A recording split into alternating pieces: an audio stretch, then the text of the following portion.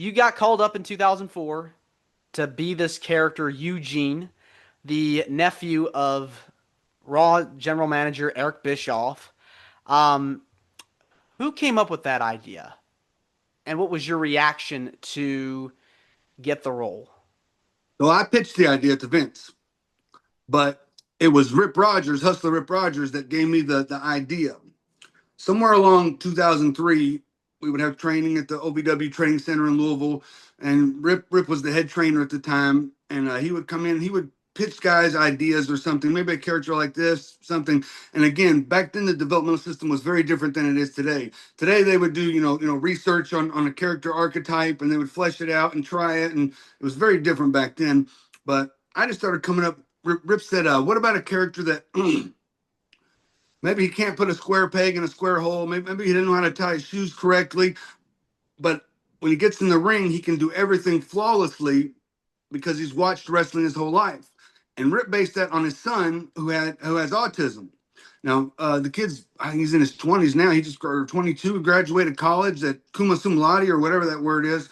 And I just kind of put that idea of an idiot savant wrestler in the back of my head in 2003.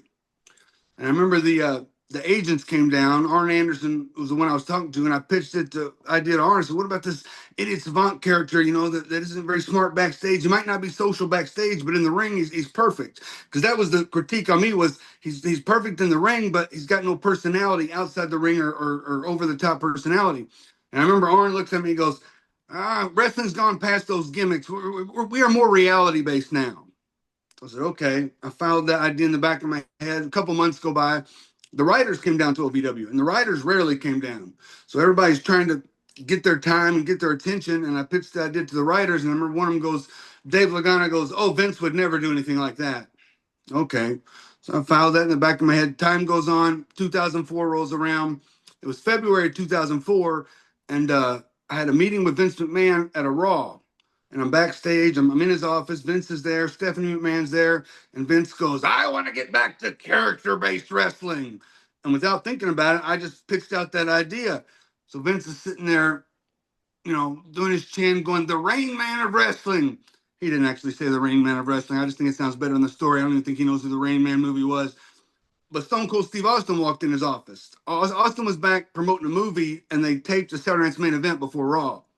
So Vince goes, "Steve, have you ever seen this kid wrestle?" And Austin looks down his nose, like that, one of those. And he goes, "No, I don't think I have." And I said, "Well, Nightmare Danny Davis trained me because I knew Danny and Austin became friends when they were both in Dallas."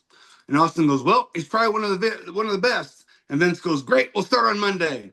We didn't actually start the following Monday, but that was the vote of confidence from Steve Austin that didn't even know me. I'd met him once, but he didn't even know me. And then Vince said, "Let's run with it." But Man, I think what was going on is I'd been on the list to be called up for a while, and nobody really knew what to do. And I think it was a time where let's try something and see if it works. And if it doesn't, we'll just release him, which they've done with a lot of guys. They put somebody on TV with a weak gimmick, and it might last 2 or 3 weeks, and then they get they get their release. I don't think they thought it was going to succeed.